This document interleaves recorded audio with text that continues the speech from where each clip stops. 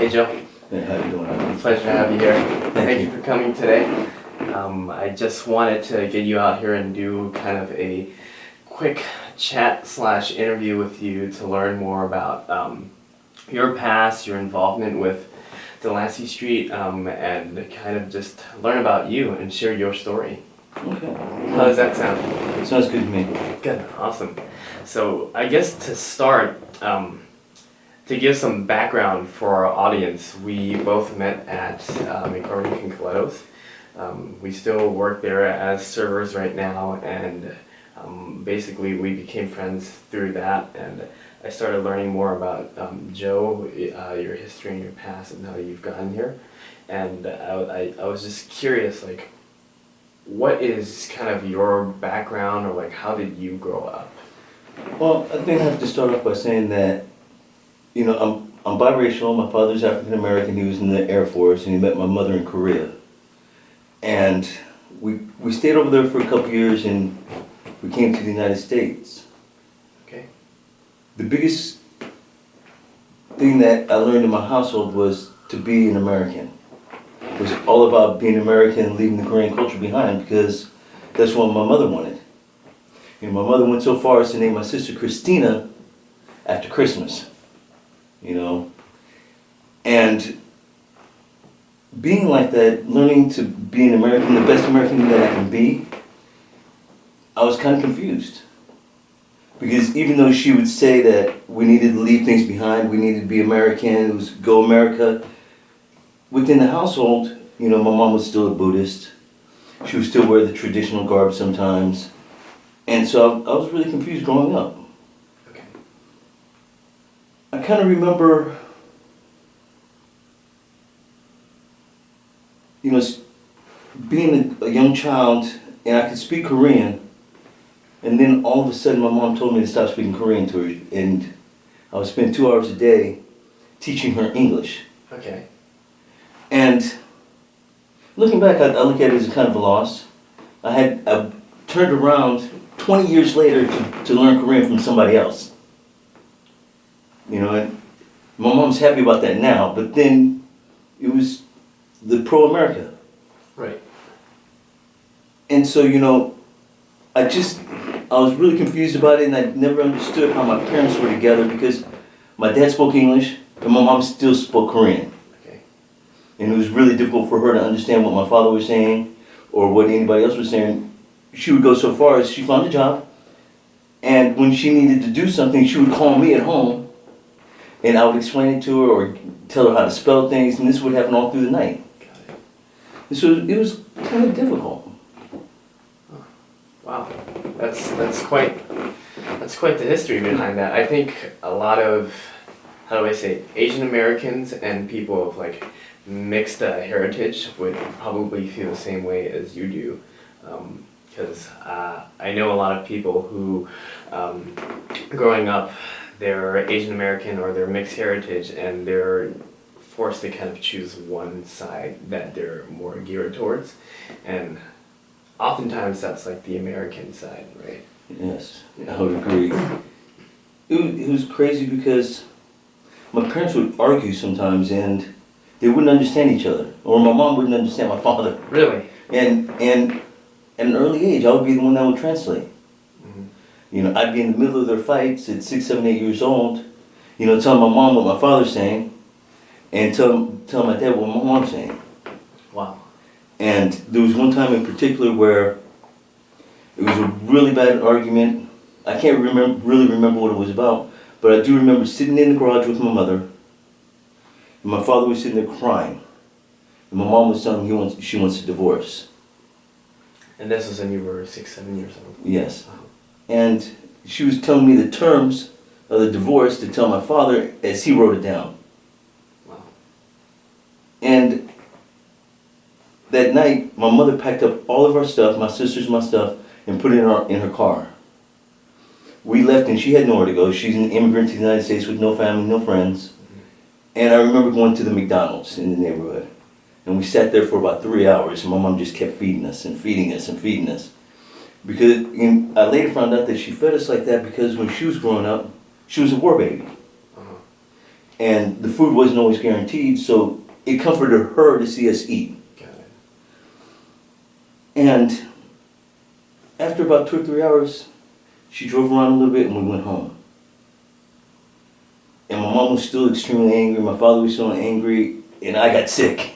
Oh, you got sick that night. Because I had eaten so much. Right. I remember running through the hallway throwing up. Oh, man. And my parents stopped arguing, and they focused on me. And I realized that they weren't arguing anymore because I was sick. And the bright idea came about that if I kept them focused on me, they wouldn't focus on whatever issues they had. Right. And that was the point where everything in my life changed. You know, I was still a good student, but I would get in trouble. Because the more trouble I got in, the less they argued. Wow. And that was something that I carried on for close to 30 years after that. Wow. That's pretty amazing that you're able to kind of think back to that and diagnose that moment where it kind of started changing. I'm wondering, like, how do I say it? Through that, how did you change afterwards? You said you were still a good student and you started getting in trouble, but how did that start progressing into later years? Well, I started looking for more acceptance out of the household. You know, I had 2 different sets of friends. I had friends that were in Los Angeles and in Koreatown. Then I had friends that were in the neighborhood that I lived in. Okay. And which neighborhood did you live in? I lived in Riverside. It was the middle class Riverside. Right. You know, but it was primarily African American. And so I had those friends, but I ended up hanging out more with the Korean side because it was something that I was almost forbidden to do. Ah. You know, because my mom didn't want us to be Right. Korean. Exactly. Okay. And I started getting involved in gangs and all that type of stuff. Getting in trouble. And it got to the point where I wasn't even allowed to go out to Los Angeles anymore. Got it. And I remember my mom would always just like super stress out on me. Okay. Because she was always so worried because I was getting in so much trouble. I ended up becoming what they called Showtime Kids in Riverside, where a Showtime Kid is kids that were getting in a lot of trouble with the law. Gotcha. Showtime Kids. Yeah. That was the nickname that was garnered by The police station. And I was stealing cars, I was breaking into cars, I was doing all that type of stuff, Okay. and I was getting caught. And I didn't care about getting caught because I knew what would happen at home. You know, my parents would you know, I'd get in trouble and I'd get grounded, I'd get spankings, I'd get all that. But I always knew that if they focused on me, they wouldn't focus on each other. But, you know, it was kind of an elementary way of thinking because they still focused on them. Right. They just learned to grow a little more. Mm-hmm. And as they were growing, I stayed stagnant. Gotcha. But it was something I continued into adulthood. Okay. Wow.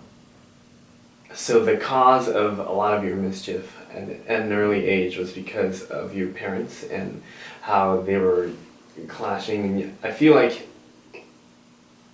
out of kind of your reasoning, it was to kind of protect your mom from not having anywhere to go and keeping your parents together. A lot of it was, I think, looking back. Okay. Because, you know, I know I'm a little disjointed, but I remember going to my father's, you know, family functions with my mother, and it's all African American. And then my mother and I. Right. And nobody would speak to my mom on my dad's side of the family at all. Really? Yeah, she would sit there by herself, and at first I remember playing with all my cousins, and then I would stop once I recognized that my mom was by herself. And then I'd go be with her. Mm-hmm.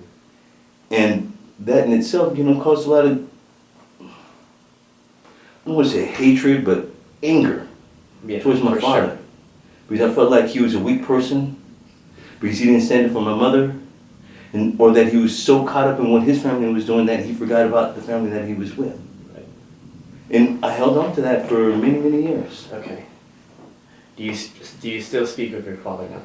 My father passed away in 2014, Okay, but before he passed away, he and I became really good friends. got it. And that's due to Delancey Street and them helping me to work out some things. Gotcha. Okay, got it. So, let's see. Thank you for the background on all of that. I guess another question that I have is, when did you first get involved with police, and how did that feel, and what was happening at that point?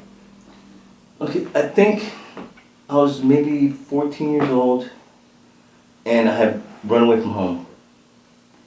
And I was out there living in the streets with a group of guys, and we stole these cars from these people, and we drove all the way out to Los Angeles from Riverside, got in a big car accident and drove back. And then when we drove back, I got busted. Wow. I felt ashamed, with the contact with the police. But I don't want to say happy, but I was relieved because my mom was there, and even though she would yell at me and everything else, I knew that everything was okay, and that they weren't arguing. Yeah.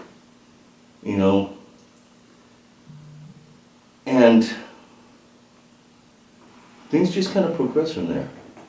So your parents would argue a lot, like every day, and like it's a very constant thing. It was very constant growing up. Got it. Wow.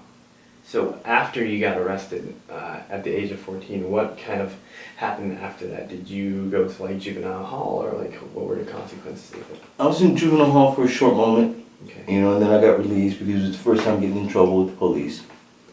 But I quickly followed up and got in trouble again. Okay. I had met some girls in there, and then they AWOL'd from the group home they were sent to. And maybe about a week after that, I got caught in a stolen car again. Got it. With that, I got sentenced to 9 months in a group home. Group home, and things seemed to really mellow out everywhere for me. Okay. It had a lot more structure because I was running wild and I didn't have a lot of structure at home. Right. I was the older brother. I had a younger sister. I was the older brother, and I had all the responsibility to create the structure for her. Right. But I didn't have anybody to create the structure for me because my father worked for the county from early morning until 5 to whenever, Mm-hmm. and my mom went to work at 2:30 until the next morning. Gotcha. So it was just my sister and I. Yeah. So you didn't really get to see your parents a lot. No. Okay. Wow. So can you briefly tell the audience what a group home actually is? A group home is a facility that holds boys or girls, that gives them structure, gives them counselors that they can speak with, and the kids are generally sentenced there for 6 to 9 months, away from their families so they can learn new habits. Got it. Okay. Is a group home kind of similar to the structure that Delancey kind of offered to you? No, not so much. There were a lot more groups and stuff at the group home. Okay. There was a lot more structure. But it was the structure that you need when you're 14, 15, 16 years old. Okay. They didn't let us run wild. They made sure that we were involved in something. They had us seeing psychiatrists and having family counseling and so forth. Got it. Okay. Let's see. Thank you for that. What kind of happened leading up to you going into prison for the first time? Well, after the group home, I was kind of mellow for a little while. I had got out of trouble. I finished school. I went to college for a little bit, and I got involved with drugs. What kind of drugs were you using? Well, the question is more what type of drugs wasn't I using? Okay. But it was primarily LSD, mushrooms, methamphetamines, and marijuana. Okay. I was using that heavily, and I started selling it. One day when I was leaving my mother's house, I was going to my friends and I saw somebody that owed me money and I pulled over. I stopped and, and I asked him about the money. I eventually got the money from him that day. But when I dropped him back off where I found him, the police did a felony stop on me. Oh man. I was on a bridge in Riverside and they blocked off both sides of the bridge, helicopters flying overhead, and they pulled me out of the car that way. And I was charged with a kidnap robbery. Wow. And I went through the court system. I eventually got sentenced to 4 years with half. 4 years with half. Yes. What is that?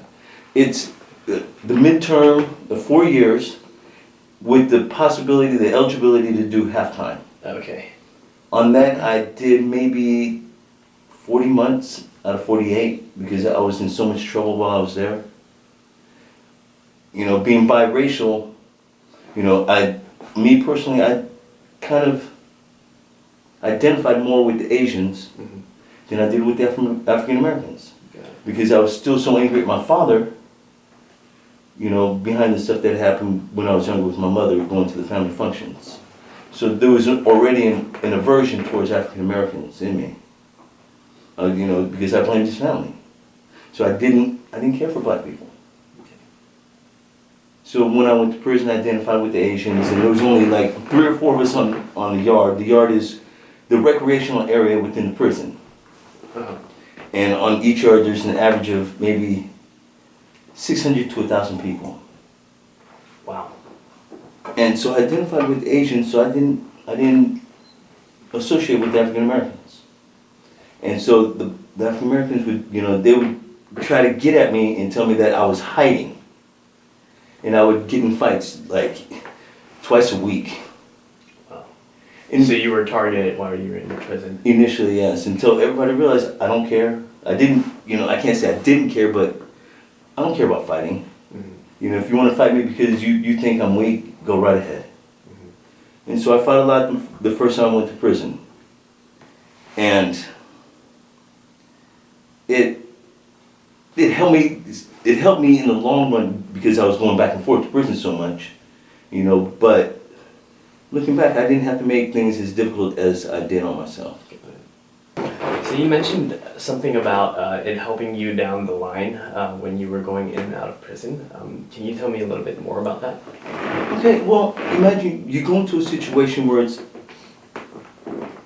a bunch of alpha males, where everybody wants to be in control, and everybody wants to feel like they're above somebody else. So you have all these violent, angry guys, and they're looking for somebody that's weak. So they can take from them, make them do what they want to do.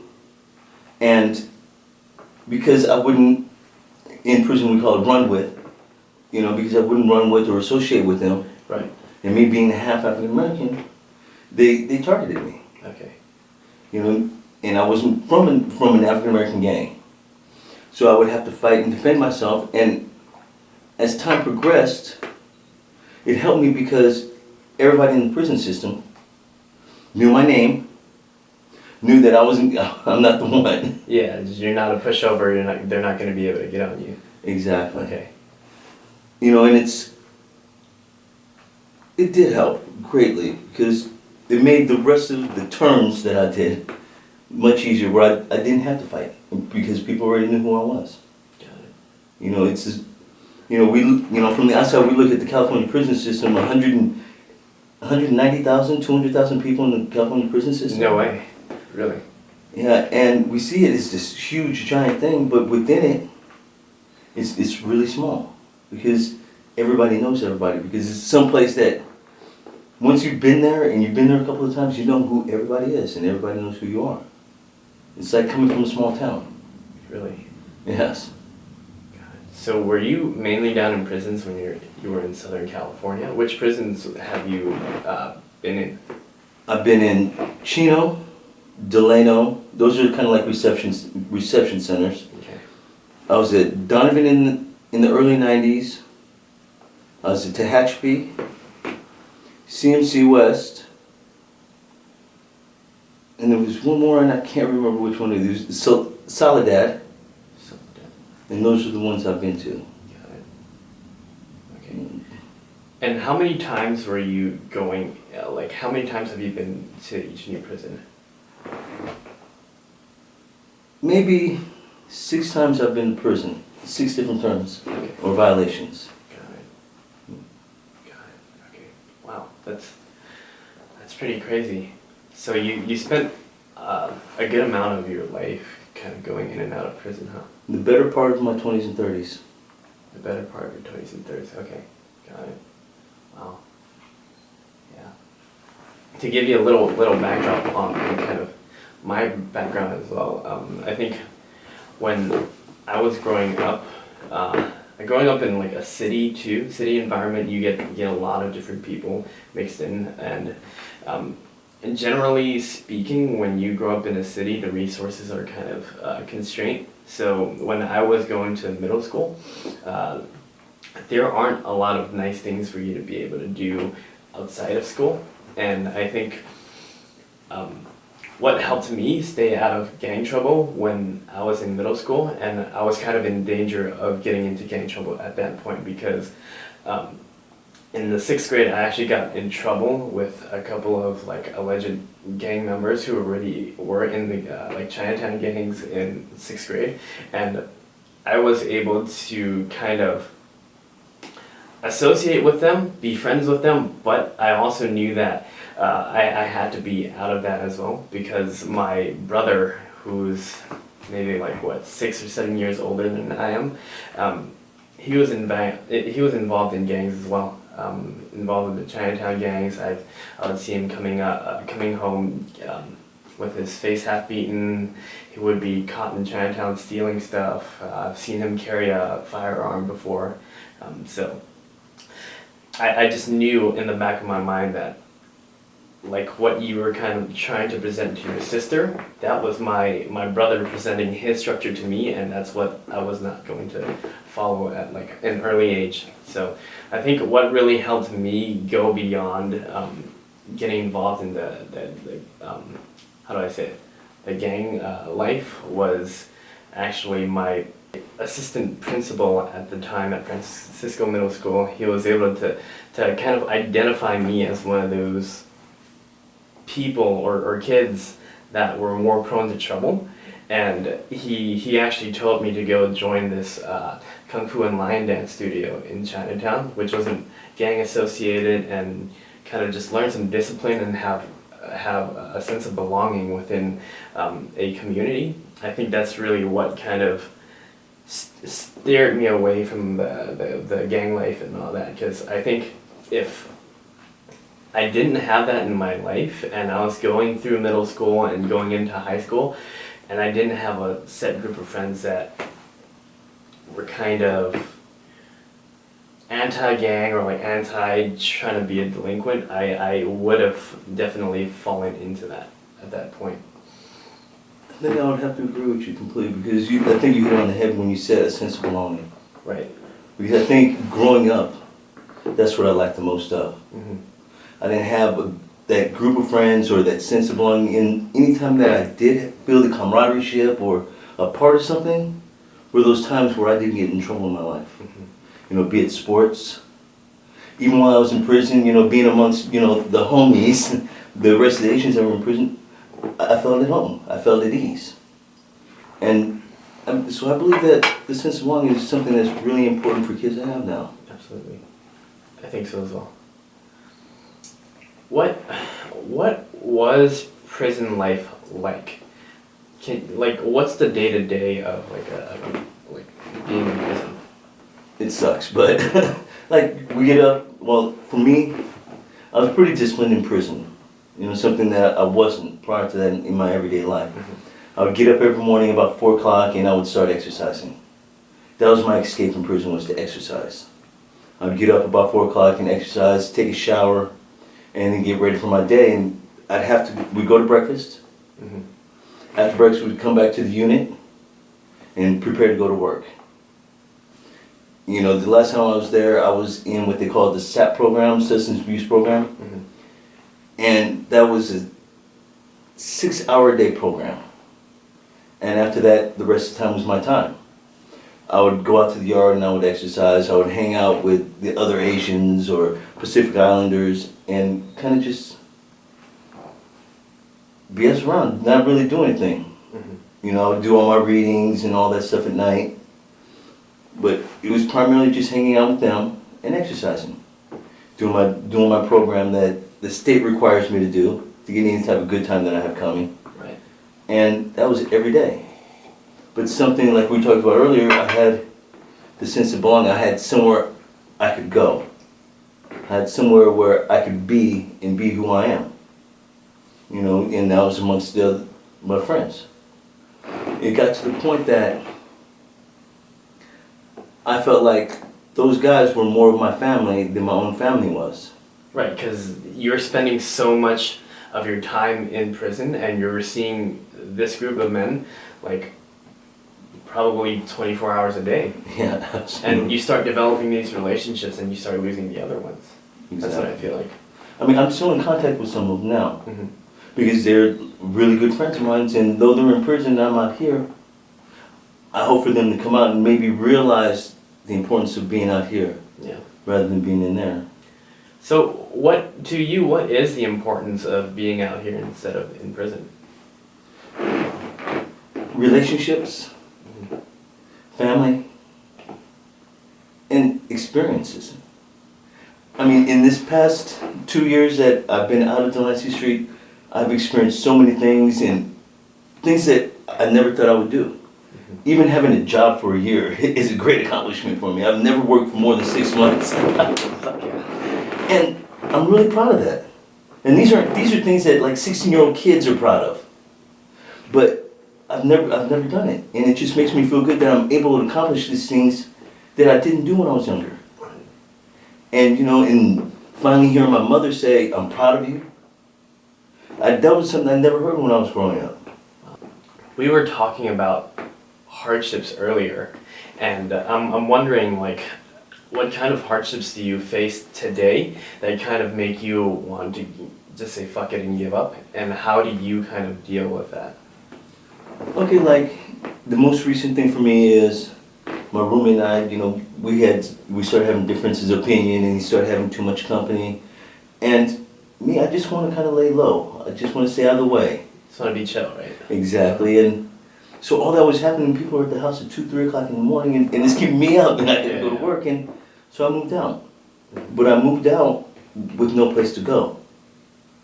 So since then I've been going to hotels and I stay in the hotels, but the one hotel where I'm at right now, the gentleman who runs it is ex-law enforcement, and he knows my situation because I talk to him. And so he gives me a really good price and I'm able to maintain that. But sometimes, you know, when the money's a little tight because I might be off for 2 or 3 days, right. You know, I start getting those thoughts in my mind, well, I can go over here and get this money if I need to. I can make this phone call and somebody will just bring me the money. Yeah, just go hit a lick somewhere and... Exactly, and I have to think about it because all of a sudden I'll get that phone call from nowhere, you know, and it's my mom. Or I'll go to work and I might talk to, you know, everybody at work, you, Jessica, whomever, and it just makes me feel like I'm a part of something bigger than just myself. Yeah. And all of it goes back to that sense of belonging. Yeah.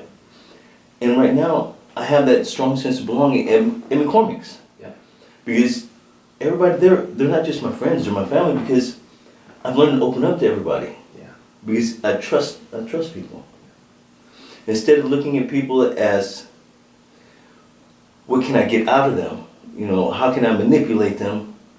Now I'm starting to see people as, you know, how can I help them? How can we have a mutual relationship? Yeah. And it's working out so much better for me because I'm honest. You know, I'm not just honest with you, but because I'm honest with you, I become honest with myself. Because I'm great at lying to myself and seeing things. I think everyone is. I think everyone really is. You know, and I appreciate where I'm at. You know, I have some goals that I have in mind, but right now I'm just happy where I'm at. Good. Good. I'm happy that you're content with your life and all that. Yeah. It can only get better. Absolutely. The only way is up. What was kind of a turning point where you were going in and out of prison. You were like getting in trouble, but then can you pinpoint a time where you're like, oh shit, like enough is enough. I need to change this. Absolutely. It was, I have cousins that live up here in Northern California. And the younger cousin, I didn't even know they were my cousins for a long time. You know, I met the younger one in prison. As crazy as it sounds, and we're just kind of talking. What? Yeah.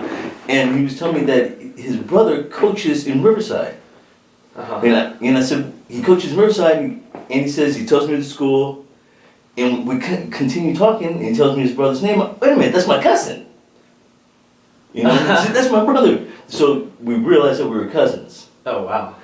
And so years later, we both got out of prison, and I was in Southern California. We got in contact with each other, and he said, hey, bro, I don't like you down there doing bad. Because I was with this chick, and she was totally bad for me. Mm-hmm. He says, I've already bought a bus ticket, you know, so all you got to do is go to the bus station and jump on the bus. And I did that, and I came up here, and he's still getting in trouble. He's doing what he does. And we ended up getting busted in Sonoma for fraud. For fraud? What kind of fraud? Okay, the final charges were manufacturing of identification and credit cards. Okay. And we got busted in Sonoma. He bailed out immediately, and I had a probation hold from Riverside, so I didn't have any bail. Oh, man. So I sat in Sonoma County Jail for almost a year. But during that time, you know, I'm in my head, and I'm like, I can't keep doing this. I was 42 at the time, I think. Mm-hmm. And I said, well, damn, that's the better part of my life where he's gone. And I decided to write Delancey Street.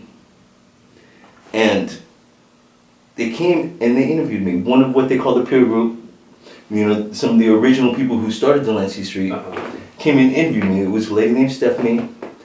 And she was so kicked back, and she told me her story, how she was a dope fiend and she had done all these different things. And she asked me about what was my life. She wanted me to tell her the story, and I told her. But her entire presence was like, she understands and she's not looking down on me. Right. So I was at ease, and I told her what was going on and what I wanted to do. And she accepted me right there on the spot to come to Delancey Street. And that was a fight in itself, because I had to fight the courts and the DA to try to get to Delancey Street because my record was so bad. Mm-hmm. You know, thank goodness for the judge. She says, it looks like in your life nobody's ever given you a shot. Nobody's ever given you a chance. And she gave me the chance. You know, and I'm so grateful for her. And they allowed me to go to Delancey Street, transfer my probation out to San Francisco, and they had me sit on this bench. And I sat on that bench for about 3 hours. And these 3 guys came down in like really nice suits, and I thought they were like psychologists or something. You only hear stories about Delancey Street. Right. And these guys pulled me upstairs, and they asked my story, and then they started drilling me, asking me these questions that were really difficult for me to answer. Mm-hmm. Because I had lived with so many lies throughout my life that I had kind of lost the truth. Yeah. And so they're asking me these questions, and they're telling me, hey, you know, you getting in is, you know, is dependent upon what we feel and, you know, how you answer these questions. And they were like really hard on me.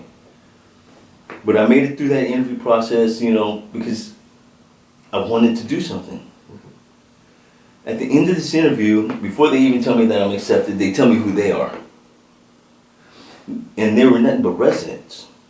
There were people who lived in Delancey Street, who had been there for a little while. And they did the interview process, the second interview process, because who better to know somebody's bullshit than somebody who's gone through it? Right. And it made absolute sense to me. Yeah. They had me sit outside that room for about an hour while they discussed me. And that was probably the longest hour of my life. Yeah. And when they pulled me back in, they told me that, hey, we're going to let you in, you know, and this is what it is. They didn't give me a really big rundown on what Delancey Street was. They just told me what the first phase was, which is what they call maintenance. The maintenance phase is kind of like an image buster. And, you know, it's like when we first go to Delancey Street, whatever clothes we have, we donate, send home, or do whatever. And then they give us new clothes. Mm-hmm. And these clothes aren't the best clothes. You know, you'll have a dinner jacket, because every Friday you have to wear a shirt, tie, and a jacket to dinner. But they're basically work clothes. Because on the first phase, we'll get up at 6:30, at 6 a.m., and we're in the dining room by 6:30, and then we work from 6:30 until 11 every day. 11 p.m.? 11 p.m. Whoa. And of course, we had the breaks throughout the day, but it was probably the phase that you learn the most in. Okay, because you're like going through that transition into like actually kind of losing your past identity and then just really getting on this one right now. Exactly. Like you have no time to rest and kind of think back to like, oh, what if I was outside and doing all this other stuff? Exactly. And you're with people that you wouldn't normally or necessarily be around, and you have to get along. You learn to be nice. Mm-hmm. Because a lot of us forgot how to be nice to people. Right. And so we relearn how to be nice, how to work, and how to do those things to make it through a day. Mm-hmm. Because we would get in trouble if we didn't make our beds, clean our rooms, and do all those things that we learned when we were 4, 5, 6 years old. And we would do that, and if we got in trouble because we weren't making our beds or we weren't getting along with everybody, they would put us in the dish. And being put in the dish means you get hours where you have to come out during your free time and clean up. Wow. And so already we don't have a lot of time from 6:30 to 11. Yeah. So we have to stay after, from 11 to 11:30 to do the dishes. It's kind of like being at home. You get in trouble and you do some dishes or you do some extra yard work, whatever it may be. Yeah. So what Mimi said was when she was building a sense of family for us. A sense of ownership in where we were living and the things that we were doing. And the maintenance phase generally lasts for like 30 days to 90. And so you're constantly doing the same thing every day, and it's building that routine for you. Getting up in the morning. I remember when I was out in life, I did not get up in the morning. I'd get up super late every day and just run them off all night. Yeah. But it created in me a sense of routine. A sense of, camaraderie. Everybody that was in my immediate peer group that I went through maintenance with, majority of them I'm still friends with, and I'm in contact with them now. Yeah, for sure. And so we would do, during that maintenance phase, we would do what they call an 18-hour, where all of us would go into a room and we would tell our stories over the course of a night. And there's about 18 of us, and we do that. And so we'd each get a better understanding of where... Yeah, of each other and what you kind of experienced. Exactly. Okay, wow. And what that did is made us, well, for me, it made me realize that, damn, this guy went through some harsh stuff. And so we're in this room, overnight, and we tell our story during that time. Wow. And there's two reasons for the story. Is one, to what they call percolate, and it's kind of like giving us an opportunity to say something about who we are, because we're not supposed to tell anybody about our past lives, because that's not who we're trying to become. And it's also the opportunity for us to learn about the next person and see the hardships and the things that they've gone through, so we can learn to empathize. Because on the streets, if I was an enemy to this person or his group of people, he wasn't a person. He was just part of that entity that I didn't like. Yeah. And so it gave us an opportunity to look at people as people. Got it. Okay. Wow. So after that, and you're going into the different phases at Delancey. What was that kind of like? Well, Delancey didn't really deal with like the drugs or the crimes or anything else. Delancey is kind of based on a family system, teaching us to learn to be a part of and be in a family, doing those things that a lot of us miss growing up. Okay. Because a lot of the people at Delancey Street are gang members. They're highly hostile. They're violent, but that was the lifestyles that they learned growing up within their own home structures. Because a lot of the guys there now are probably 2nd or 3rd generation gang members. Their parents were gang members, and their parents' were gang members, so what type of lessons did they learn? Yeah, so it was just like gang life, like transcending down through their generations. It's exactly what they know. Exactly. Right? They didn't know anything different. And as we moved along in phases, you could tell that you moved up just by the clothes that we wore. Because a lot of people are involved with Delancey Street because it's a nonprofit organization that doesn't receive any government, funding. Right. Everything that we do at Delancey Street, we do ourselves, and it was done that way. So we have ownership. When you walk into a situation and this person is going to help you out or that person is going to help you out, a lot of times, I know for myself, I don't appreciate it as much. I'll spend your money a lot quicker than I'll spend my own. Kind of like that. Yeah. And so because I put my blood, sweat, and tears into this, I appreciate it more, and I'm more apt or more willing to go further for it. And Delancey Street taught us those lessons. And as you move through the phases, we get better clothes when we move to the next phase. We have more free time. And then we learn to start going backwards in the sense of helping the person that's behind us. Mimi would always tell us, when you're going up the hill, it's a lot easier if somebody's holding your hand, pulling you up. Absolutely. And she says, imagine that, we're a chain of people pulling each other up and over the hill. And that's exactly what Delancey Street is. Because even to this day, I call some guys and I'll talk to them on those things that are really difficult for me. And it helps me out. Right. My best friend just got married. And it's amazing. That's awesome. None of us expected none of it. Wow. It's like Delancey Street. Well, let me back up. Okay, I was going through the phases. No, go ahead. Okay, it's like first maintenance, and you're on maintenance phase, and then you go to academy phase. And most people don't get past the academy phase because they're there for 2 years and they go home. During that 2 years that you're in Delancey Street, you might see your family 2 or 3 times because it's about you focusing on who you want to become. We don't focus on the crimes, we don't focus on drugs, we focus on learning the lessons that are going to help you in life. I think the biggest lesson that I learned there was how to put my head down and work instead of giving up. When things get really, really hard for me and I don't know what to do, and all the advice I'm getting or all the feedback is I don't agree with or whatever, I don't give up anymore. I just kind of keep on going. I just keep on working. Got it. And that's probably served me the very best since I've been out of there. So they kind of drilled persistence into you. Absolutely. Okay. Not to give up. Yep. Because, I used to be a quitter. I'd quit everything I started. And when I would quit everything I started, I was quitting on myself. Now, no matter what happens, I know that one thing that's for sure is, whatever I'm scheduled for to go to work, I'm going to go to work because that's my constant, that's my rock. Yeah. And it's what gives me a purpose when I don't have any other purposes. Yep.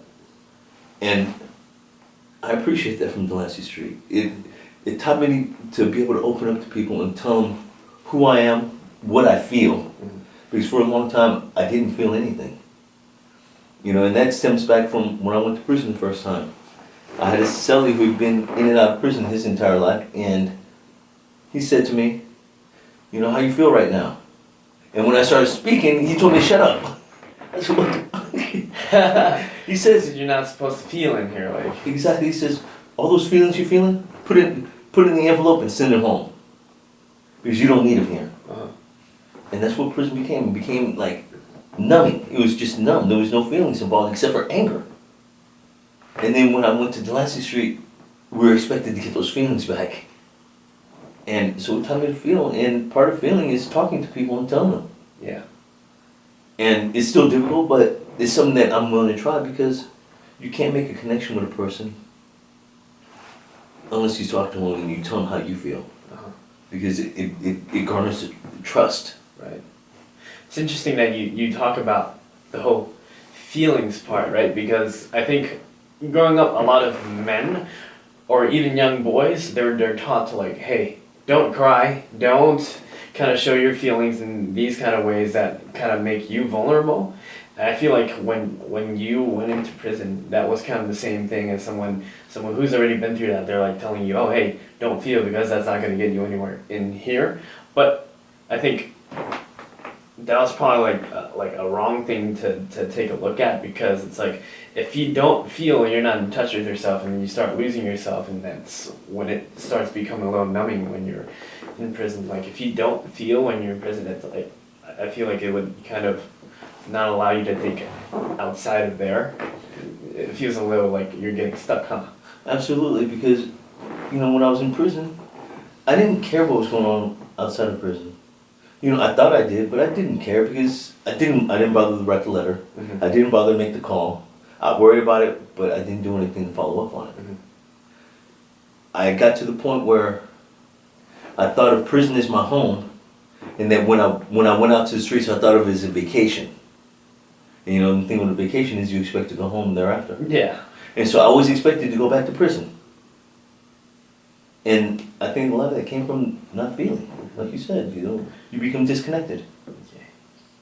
So, when you were going in and out of the justice system, what were the demographics like in terms of like heritage and race and like people's skin tone and whatever?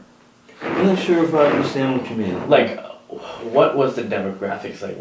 Was it like a mixture of like a lot of white people, black people, Latino, like Within the prison system itself?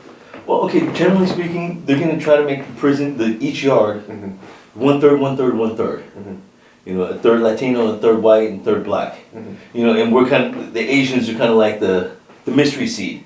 Mm-hmm. On a yard of 1,000, there might be 40 of us on the yard. Mm-hmm. And that's it. And that's why, I felt that sense of camaraderie, because there's so few of us that we had to be really tight. Yeah. And they do that because there aren't that many Asians in the prison system. Uh-huh. And there's so many of the other races that they keep it like that, so there's a balance of power. Because regardless of what anybody says in the newspapers and anything else, the inmates, the convicts, still run prison. Mm-hmm. And something that they do to kind of keep it a little bit at ease is making sure that numbers are equal. Right. Because if any one person has more than other, they're going to try to take. Yeah. And so that's kind of where it's at. Okay. Yeah. So I kind of want to delve into like if you ever feel like there were kind of any discriminatory like laws that were placed against certain groups of people like in the justice system. Like for example, like it's commonly talked about in like the news and like research that a lot of the law that is here in California and even in the United States, it's discriminatory versus like African American people. So like, what do you think about that? I would have to agree because, when people first look at me, they don't see the Korean. They don't see that I'm Asian, and so I get grouped with whatever group. Sometimes African American and sometimes it's Latino. Mm-hmm. And because I get pulled over, and because I might get pulled over, the police see me as one thing, and that's not what I am. Right. And if I'm wearing a slingshot or something that's not a long sleeve shirt, I'm automatically grouped as one thing, and they deal with me accordingly. I believe that they do, Profile. I believe that the profiling happens, and I believe that some of the sentences are harsher Mm-hmm. for African Americans and Latinos. I don't think it's any one group. I think it's all the minorities. Because if you go in there and talk to everybody in prison, Latinos, African Americans, and even Asians get a harsher sentence than white America. Yeah. I'm sorry.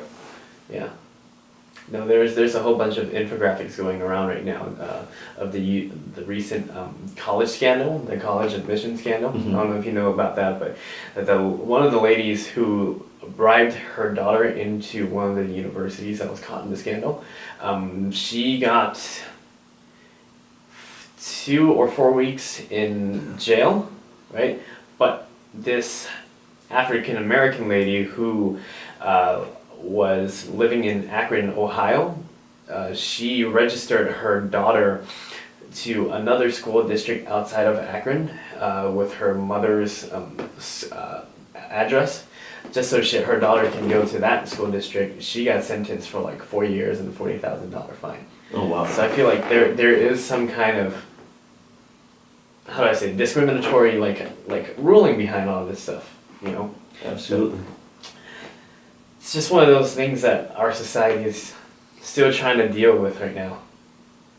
Yeah, I agree, because even within the prison system, it's like that. Mm-hmm. You know, the African Americans, they get the blues. You know, they catch a lot of flack from the prison guards. Mm-hmm.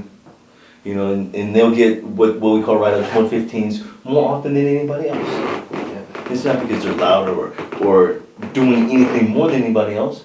It's just that sometimes they're the ones that are targeted, Mm-hmm. more so than anybody else. Wow.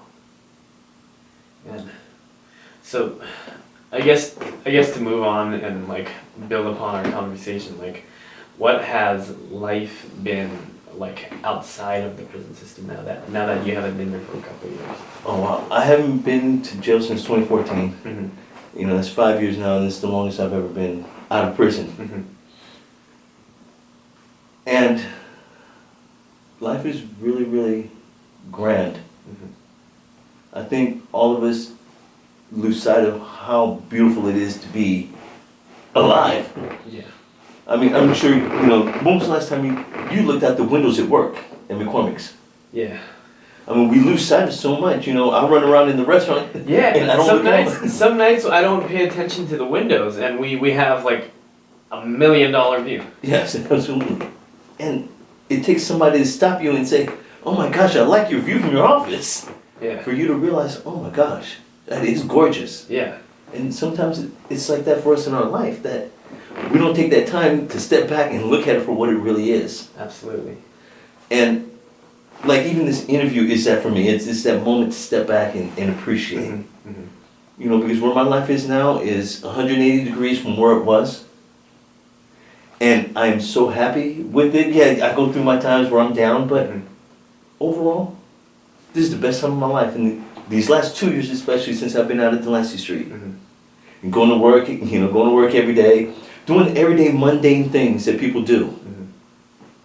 is like the greatest experience in the world for me. Yeah, I think one of the unique things that we share, me and you share, as an experience from working at McCormick's, is that we not only work at a restaurant, we work at a very international restaurant where a lot of people that come in, they're like, oh, we're from the East Coast of the United States, we're from Japan, or like, I'm from Germany, or something like that.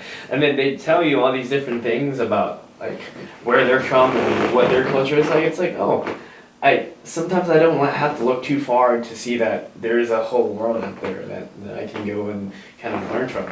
Exactly. And the world is coming to me to enjoy dinner with me that I'm serving to them. I feel like that's a really cool sense of purpose. And then like when people ask you like, hey, what's cool to do in San Francisco or in the Bay Area, and you're able to tell them that, it's like, oh, wow, it's like that's so cool to be able to do. It really is. You know, I am so grateful to work in a restaurant, to be a server of all things. Mm-hmm. I don't think I aspire to be any more than that, other than maybe to speak. Mm-hmm. But being in a restaurant and being able to speak to people is something that I never expected to do. Right. Because remember we were saying that I was angry and I didn't speak. I didn't talk to people, but now I do, and it's, like you said, learning about these other places from these people and being able to see them smile because it's something which I do for them. Yep. It is probably one of the most rewarding things that I can do in my life. It's amazing. It is. Yeah. You know, it's, I look back and I say, oh my gosh, I've changed, because I was that person that you would look at and you would probably deviate from your destination to stay away from me, Mm-hmm. you know, 10 years ago. And I'm not that person, and I try so very hard to be the nicest person I can be. Because everybody needs somebody to smile. Right. And everybody needs somebody to be there just to hear it sometimes. Yeah. And it doesn't matter who it is, just so you know that somebody heard you. And so in my life now, I just try to be that. Yeah. You know, because everybody has that coming in. I wish I'd had it. For sure. You know, Yeah. I'm grateful. Nice. Awesome. So, I I think we can start wrapping this up soon. So I think like kind of last kind of housekeeping questions are like, what do you kind of suggest to young people who may or may not look at this video, or like what do you suggest for them to try to do to learn and grow from your experiences? Oh wow. Understand that nobody can define who you are. Only you can do that. You know, find somebody or a group of people that you can speak with and be the person that you are, and talk to them. Mm-hmm. Learn from them, because their experiences are things that you can learn from. I remember a commercial back from the 1980s where it said you can learn a lot from a dummy. The old Crash Dummy commercials. Right. But you can learn from everybody and the things that they succeed in, and especially the things that they fail in. Right. Like what we're doing right now. When I'm learning from you, you're learning from me. Exactly. Because, you know, a failure isn't the end.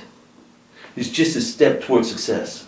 Absolutely. I think those are probably the most important thing, is learn to be honest. Learn to be honest. Yeah. Learn to feel maybe too, huh? Learn Truly. to feel and be able to, yeah, like you said, like talk to people and kind of just learn.